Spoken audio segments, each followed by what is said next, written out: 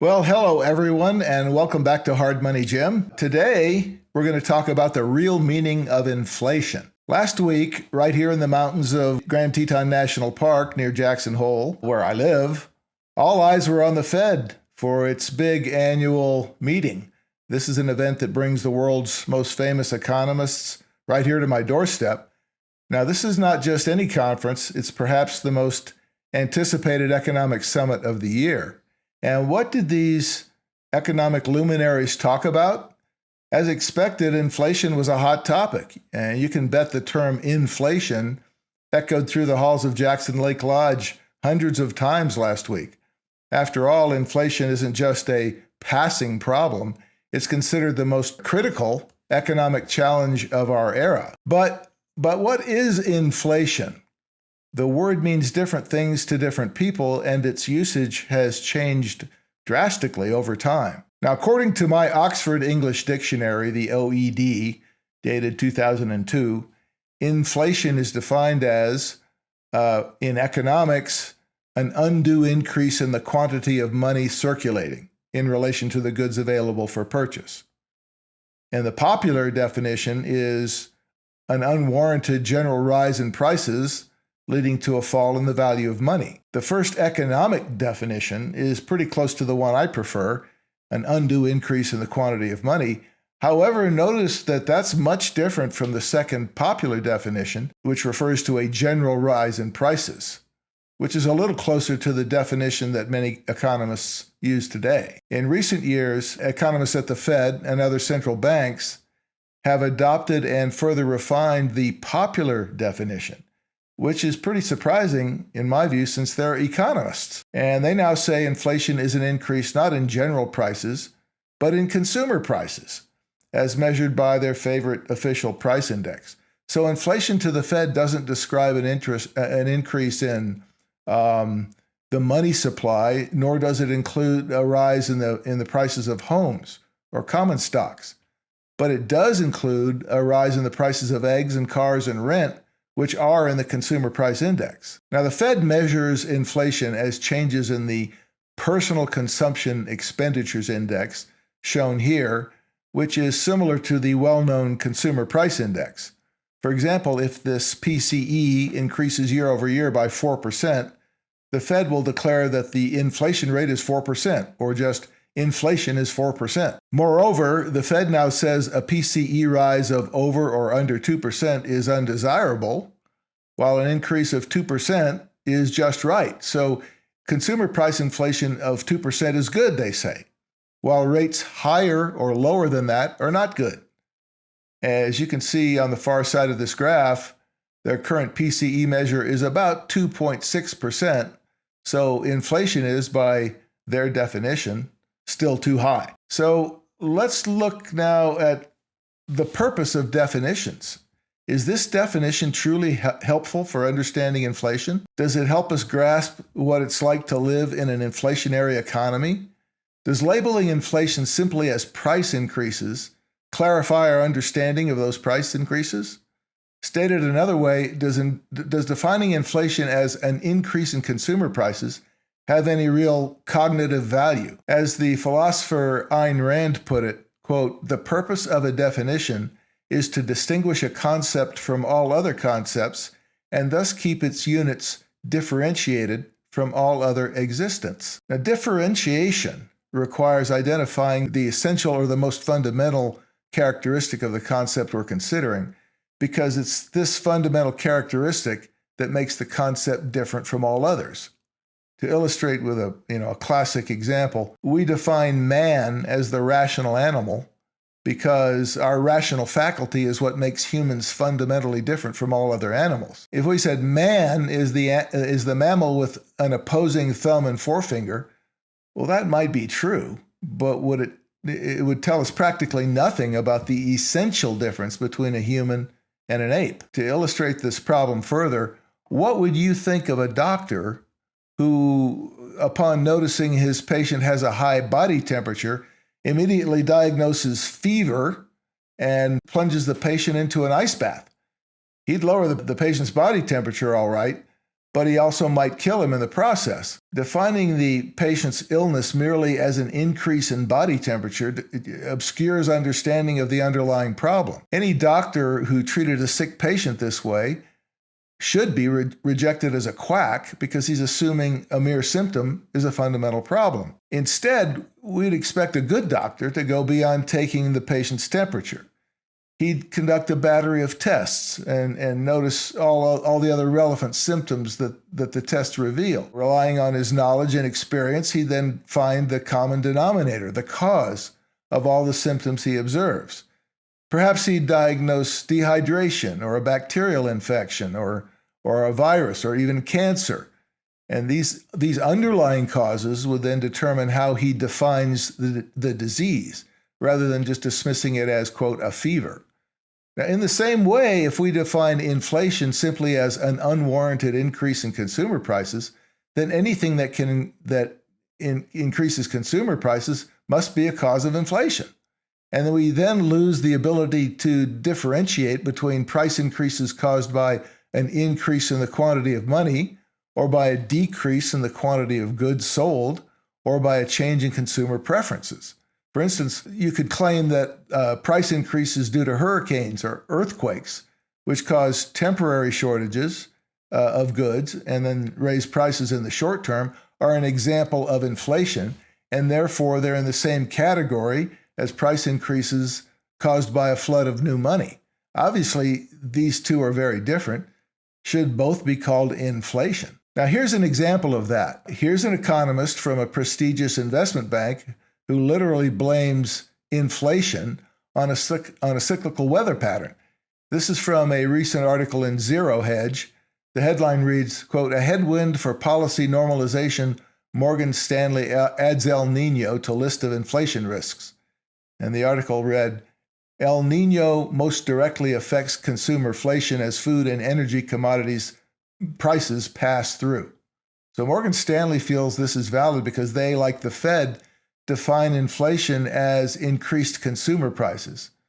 Bad weather can temporarily raise the prices of consumer goods. Therefore, an El Nino must be inflationary. Now this kind of muddy definition provides cover for politicians and economists to blame inflation on things that like supply chain disruptions or the COVID pandemic, or on energy shortages caused by Russia's invasion of Ukraine, or on tariffs or something. This is convenient for them because then they can blame price increases on some external event and they can disavow responsibility for it. They can also more easily justify rationing or price controls under the pretense of fighting inflation. Now, many years ago, Ludwig von Mises deplored this dangerous semantic confusion, as he called it. Speaking at a symposium in 1951, he said the following, quote, "There is nowadays a very reprehensible, even dangerous semantic confusion that makes it extremely difficult for the non-expert to grasp the true state of affairs. Inflation, as this term was always used everywhere and especially in this country, means increasing the quantity of money and banknotes in circulation and the quantity of bank deposits subject to check. But people today use the term inflation to refer to the phenomenon that is an inevitable consequence of inflation. That is the tendency of all prices and wages to rise. The result of this deplorable confusion is that there's no term left to signify the cause of this rise in prices and wages. Those who pretend to fight inflation are in fact only fighting what is the inevitable consequence of inflation, rising prices. Their ventures are doomed to failure because they do not attack the root of the evil." Now, if it's misleading to define inflation as an increase in consumer prices, what is a good definition? The OECD says it's an undue increase in the quantity of money, which implies unnecessary or unjust. But how do we determine what is undue? Now, in Chapter 4 of my book, A Black Hole in Economics, I discuss the fact that money creation in a free market is self-limiting due to natural market forces.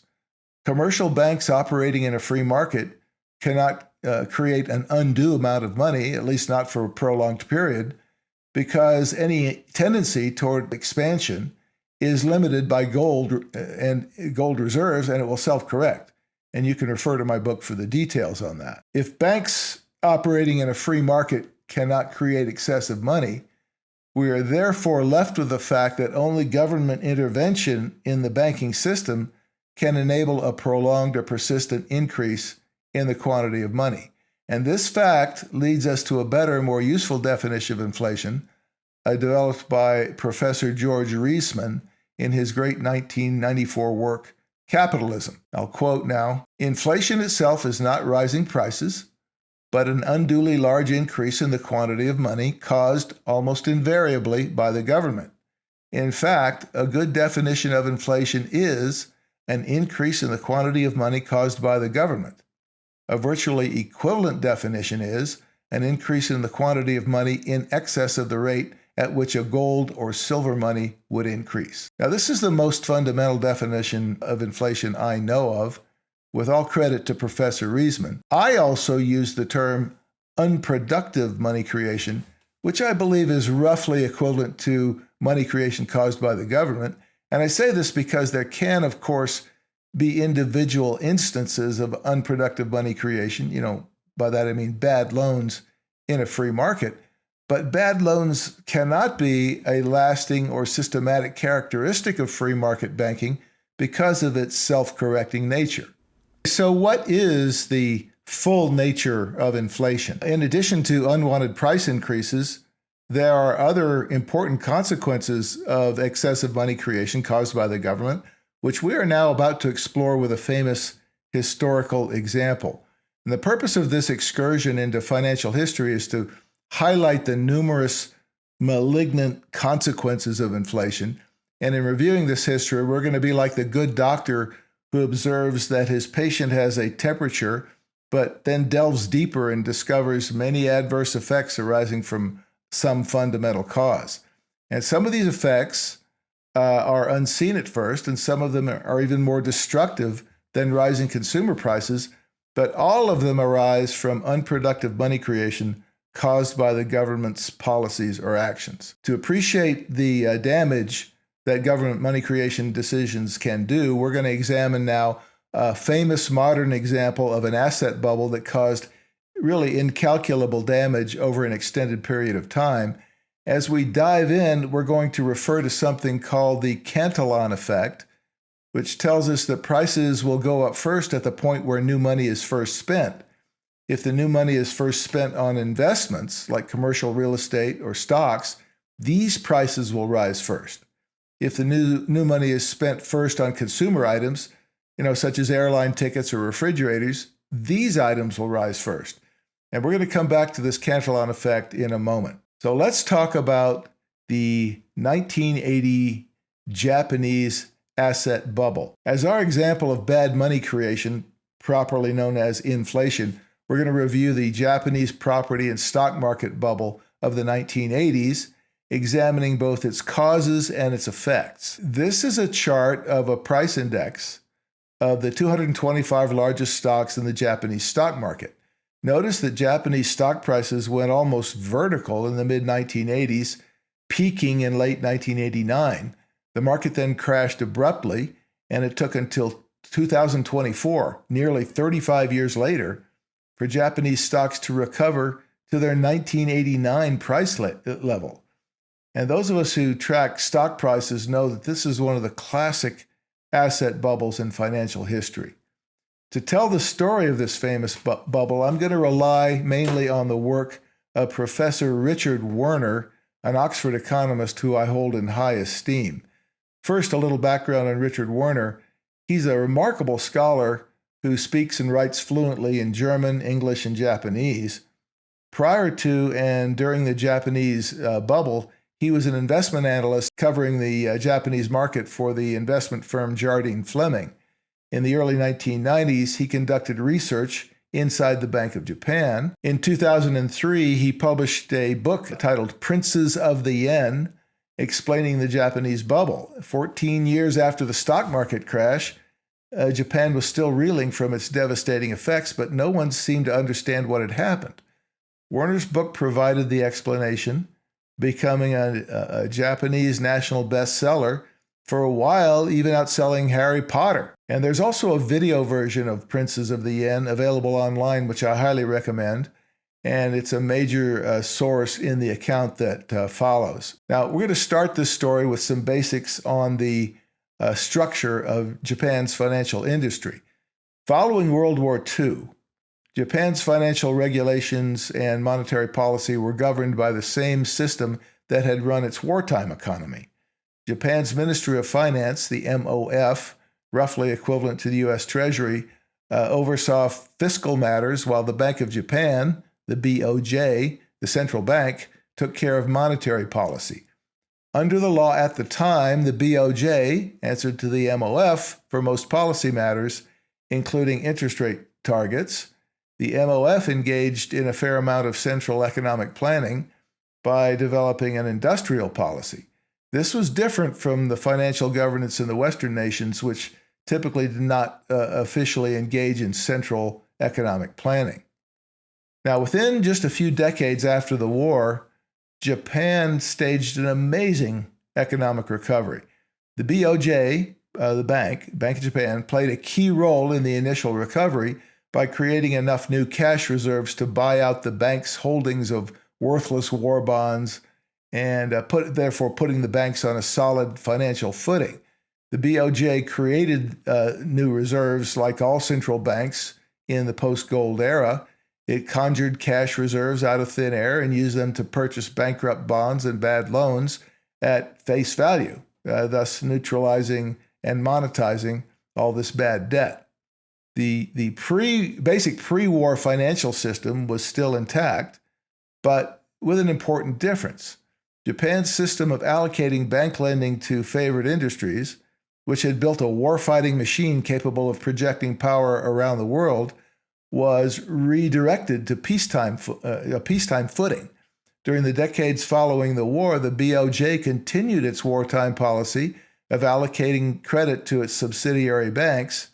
This is a system they called, quote, window guidance.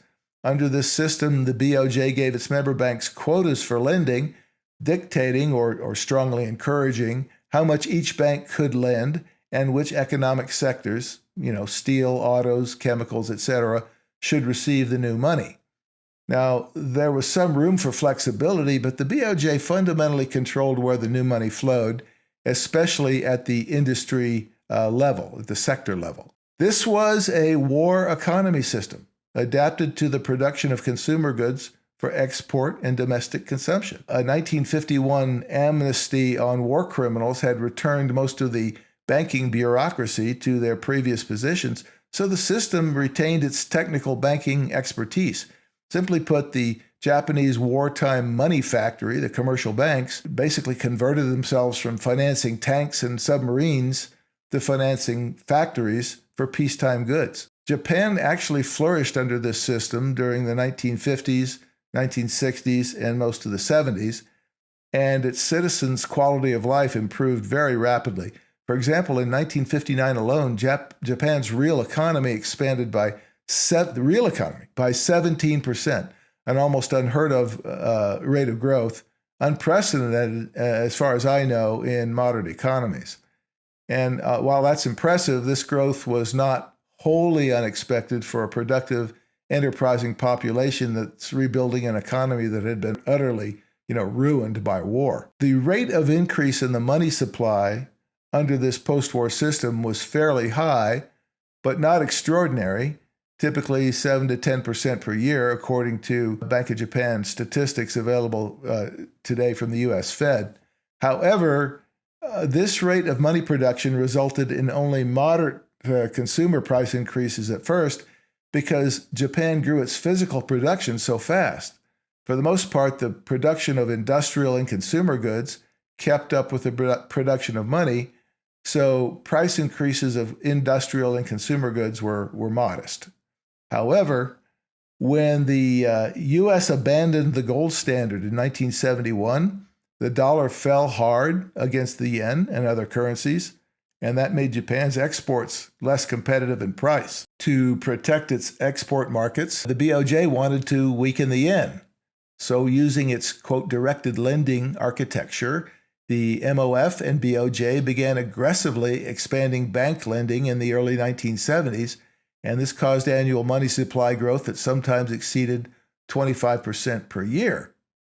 The resulting devaluation of the yen and inflation in Japan caused a jump in the stock market. In the 18 months following August 1971, when President Nixon announced the abandonment of gold, Japan's stock market more than doubled in 18 months. Therefore, I identify the early 1970s as the birth of the Japanese asset bubble that eventually blew up in the following decade. In the 1980s, the world's central banks, led by the U.S., called for reform. The Americans argued that the Japanese banking system was subsidizing Japanese export industries to the detriment of U.S. companies. In Prince's, Werner documents this international pressure, especially from the USA, to abolish the war economy banking system and adopt U.S.-type policies. These recommended reforms included more Western-style independent central bank structure. The BOJ agreed with this position, and it was eager to assert its independence from the Ministry of Finance. But the tradition-minded MOF disagreed, making change very difficult politically. According to Werner, the Bank of Japan leaders concluded that real change could only occur in the wake of a financial crisis. So the BOJ leaders set about engineering one, believing that that was the only way to convince citizens and interest groups of the need for structural change in the government and the economy. Now, Werner's interpretation of the BOJ's motive is somewhat provocative. But what's not controversial is the fact that in the 1980s, the Bank of Japan started aggressively increasing window guidance toward the real estate sector. Average annual growth in loan quotas grew to 15% per year by the late 1980s, exceeding what even the bankers asked for. As Richard Cantillon would have predicted, the result was a big boom in real estate and stock market prices. Now look back at that stock market chart to see the parabolic rise of stock prices from 1984 to late 1985. Real estate price increases were even more extreme. Quoting from the Prince's video here, quote, between 1985 and 1989, stock prices rose by 240%.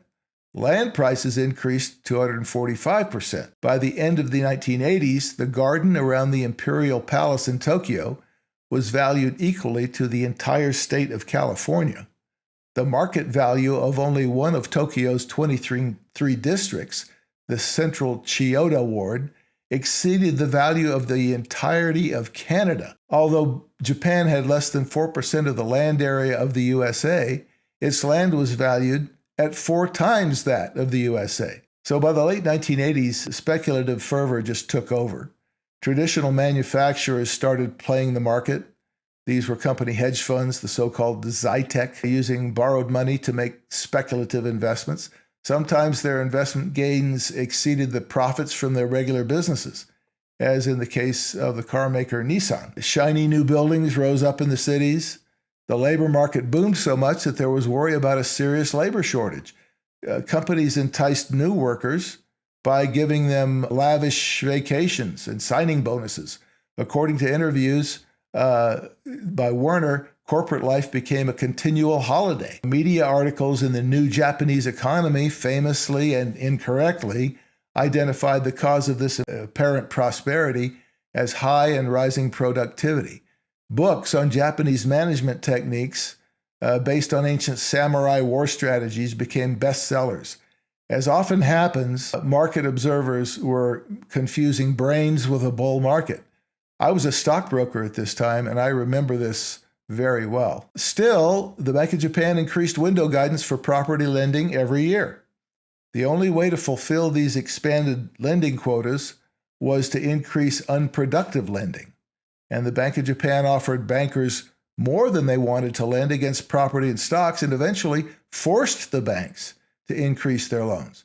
According to an interview with one banker, quote, a side effect of increased window guidance loan increases was that the banks increased lending even when there was no loan demand, unquote. The BOJ was force-feeding the banks like a farmer feeds its barnyard goose. Quoting again now from the Prince's documentary, quote, like all bubbles, the Japanese bubble was simply fueled by the rapid creation of new money in the banking system. When Toshiko Fukui, head of the banking department at the Bank of Japan, was asked by a journalist, quote, borrowing is expanding fast. Don't you have any intention of closing the tap on bank loans? Unquote. He replied, quote, because the consistent policy of monetary easing continues, quantity control of bank loans would imply a self-contradiction. Therefore, we do not intend to implement quantitative tightening. In other words, our policy is to just expand, period. From 1987 onwards, it was not borrowers seeking loans, but bankers pursuing potential customers. And anecdotes from this period abound. Young people in their 20s on modest salaries were given loans for second and third homes. Banks pursued clients like street peddlers.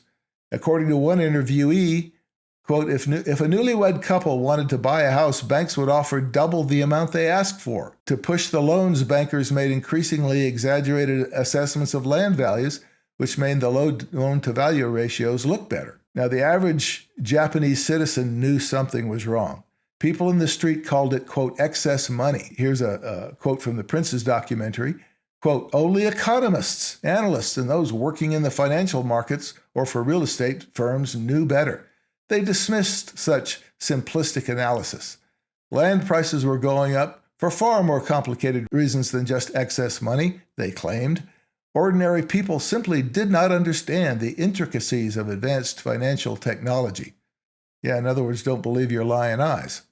Now, the bubble eventually spilled over into international investments as wealthy Japanese businessmen took their money abroad. Japanese collectors dominated the art world in the 1980s. Japanese tycoons made big high-profile purchases like the Rockefeller Center, Columbia Pictures, and Pebble Beach Golf Course. Hawaii real estate soared due to this Japanese demand. In 1986, Japanese money bought a staggering 75% of all new treasury bonds sold at auction. Now, importantly, it was not only the absolute level of money growth that caused this bubble, but the direction of spending of the new money that was supplied, first to the real estate sector and then to stock investors, but not toward firms that invested in the production of consumer goods. Recall the 300-year-old wisdom of the Irish-French economist Richard Cantillon, which I cover extensively in Black Hole. Cantillon's important contribution to understanding inflation was the insight that an increase in money's quantity does raise prices, but it doesn't raise all prices at the same time or to the same extent. He expressed this principle with an interesting analogy that is worth remembering, I think. He said, the river which runs and winds about in its bed will not flow with double the speed when the amount of water is doubled. So if new money is spent and continually respent in the commercial property universe, that is, if the proceeds from the property sales are reinvested in other properties, it might take years for this new money to escape to be spent on non-property commodities. Now, under these conditions, it's clear that property prices must rise right along with the quantity of new money. And a similar thing happened in the USA during the early 2000s housing boom. The process consists of lending or injecting new money into an asset class that is rising in price because of previous injections in new money. This is the same process that fueled the mortgage lending and house price booms in the United States and the United Kingdom in the 1980s. And the stock market boom in the 1920s had developed in the same way. In the United States, banks loaned against stocks as collateral, creating new money. Stock investors usually buy stocks, and that's what they did with their new money. As each bank took the stock price to be a valid collateral value, it created new money for the borrower to buy more stocks. As more money entered the stock market, the owners of stocks continued to borrow and buy more, causing stock prices to rise. Lather, rinse, repeat. The principle remains the same in all inflationary asset bubbles. Now, It's been said that easy money is a virus that turns investors' brains to mush. In Japan, as in most financial bubbles in the latter stages of the boom, widespread misunderstanding contributed to the continued unwarranted expansion of money.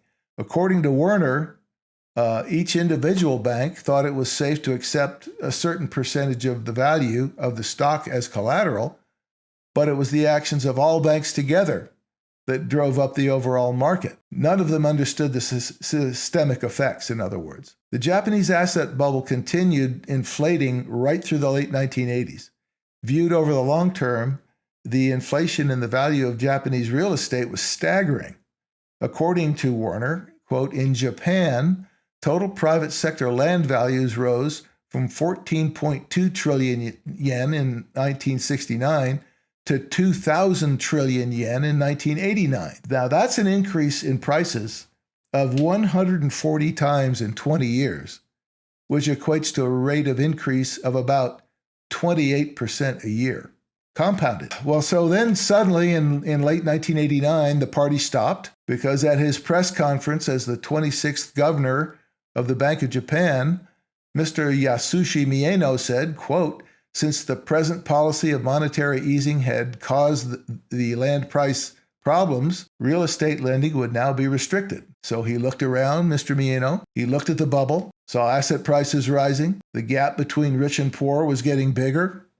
Let's stop it, he said. His name was Mr. Mieno, and he was here a hero in the press because he fought against this silly monetary policy. But the fact was, he was deputy governor during the bubble era, and he was in charge of creating the bubble. So almost overnight, land and other asset prices stopped rising. In 1990 alone, the stock market dropped by 32%. Then in July 1991, window guidance was abolished. Bankers were now left almost helpless because they no longer knew how to make their lending plans. Without window guidance, they had no idea how much to lend or to whom. And as banks began to realize that the majority of the 99 trillion Japanese yen in bubble loans was likely to turn sour, they became so fearful that they not only stopped lending to speculators, but they also restricted loans to anyone else, even those deserving of credit. Without new money to feed its rise, the stock market continued to collapse, and with it, many of Japan's highly indebted companies. Many listed companies went under. Between 1990 and 2003, 212,000 companies went bankrupt. In the same period, the stock market dropped by 80%. Land prices in major cities fell by up to 84%. 5 million Japanese lost their jobs and did not find employment for years. Suicide became the major leading cause of death for men between the ages of 20 and 44. According to anecdotal reports, people were hanging themselves and going missing on a daily basis. But Bank of Japan Governor Mieno found a silver lining in the catastrophe, saying it made the population conscious of the need to implement economic transformation, by which he meant central bank independence. By Werner's detailed forensic account, Yasushi Mieno had created the bubble, and Yasushi Mieno popped the bubble. Now, in the years following the bust, several recovery remedies were tried. The Ministry of Finance pressured the Bank of Japan to lower interest rates to spur lending, but that didn't work, even when rates were pushed to near zero. With no appetite among businesses to borrow, the Bank of Japan was basically pushing on a string. Next, the MOF tried to devalue the yen versus the dollar to stimulate exports, but the Bank of Japan sold assets to raise yen to buy dollars, decreasing the quantity of money in the economy, which was deflationary in an already deflating economy. So despite the Bank of Japan's intervention in the currency market, the yen did not weaken. Then the MOF tried fiscal stimulus, which was supposed to increase loan demand, but they were funding government spending through taxation, basically taking money out of one pocket and putting it into another. So with no increase in the money supply, the asset price implosion continued. Now, by Werner's account, the BOJ refused to engage in the necessary money creation that would alleviate the crisis, deliberately prolonging their recovery just to get the structural changes that they wanted. And finally, in 1998, The princes of the yen at the BOJ got their wish and became independent of the MOF. But this had come at great cost to the Japanese people. And Werner sums up this boom and bust pattern as follows, quote, asset inflation can go on for several years without major observable problems. However, as soon as the credit creation for non-GDP transactions stops or even slows, it's game over for the asset bubble. Asset prices will not rise any further. The first speculators requiring rising asset prices go bankrupt, and banks are left with non-performing loans. As a result, they will tend to reduce lending against such asset collateral, further resulting in further drops in asset prices, which in turn create more bankruptcies. Now, what conclusion can we draw from this famous Japanese asset bubble? As Werner puts it, central banks hold obscure independent powers that are not always well understood. But we do know their main weapon is the power to cause the banks to create new money and distribute that money to specific recipients who spend the new money in specific markets. So to conclude on the 1980s Japan financial bubble, for years, new money was knowingly directed by a central monetary authority into property markets. This caused a large and rapid increase in property prices that spilled over into the stock market, into international investment, speculation, and gambling. The consequences of this misdirected credit were many years of distorted price signals, malinvestment, and wasted capital. When the credit creation was withdrawn, the bubble burst, followed by years of deflation, stagnation, and severe economic and social hardship, not to mention widespread poverty and suicide. In such situations, the best option, in my view, is to let markets repair the economic damage through pre-market price discovery and creative destruction. But the truth is, once a credit bubble has been created, there are no painless recovery options. This is why it's so devastating. There's no painless recovery options. All right, well, let's summarize this important historic asset bubble. Japan's asset bubble provides an excellent teaching lesson because it contains the essential ingredients common to all modern asset bubbles. First, excessive money is created in the banks at the direction of a central monetary authority. Next, the new money is directed toward buying assets, resulting in higher asset prices. Next, higher asset prices raise collateral values, justifying increased leverage and more money creation, resulting in even higher asset prices. The asset owners get richer, while the poor are left behind. As the bubble inflates, monetary authorities are confident about their actions because they misunderstand inflation. To them, the asset bubble is not inflation because consumer prices are rising only moderately. The money pumping goes on for years, spawning a deep speculative fervor that sucks in otherwise innocent people, and it damages tens of millions of lives. So let's conclude with a couple of summary points. First, a correct definition of inflation. An increase in the quantity of money caused by the government helps us identify all the adverse effects of unproductive money creation, not just unwanted price increases. And these negative effects include unjust wealth distribution, unproductive investment, stagnant growth, stagnant wages, runaway sovereign debt, and the eventual corrosion of public morality as gambling sets in.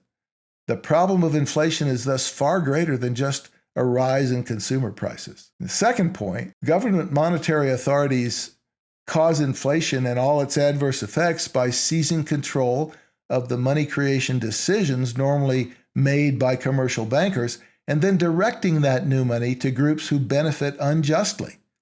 In 1980s Japan, they did it by commanding the commercial banks to lend wantonly to the property sector. In the USA, from 2009 to 2022, they did it by commanding the commercial banks to participate in massive purchases of government bonds, a program called quantitative easing, directing new money first to Wall Street and then ultimately to Main Street consumers and businesses. Analysis of other inflationary events will reveal a very similar pattern. So in closing, let's give the last word on inflation to the great Henry Hazlitt. Quote, inflation discourages all prudence and thrift. It encourages squandering, gambling, and reckless waste of all kinds. It often makes it more profitable to speculate than to produce. It tears apart the whole fabric of stable economic relationships. Its inexcusable injustices drive men toward desperate remedies. It plants the seeds of fascism and communism. It leads men to demand totalitarian controls. It ends invariably in bitter disillusion and collapse. That's from Economics in One Lesson, Chapter 23. I hope you have enjoyed this discussion of inflation and what it really means, and how inflation causes destructive asset bubbles, as well as rising consumer prices. Please feel free to like and forward this video, and as always, comments are welcome. Thank you for watching and listening, and we will see you next time.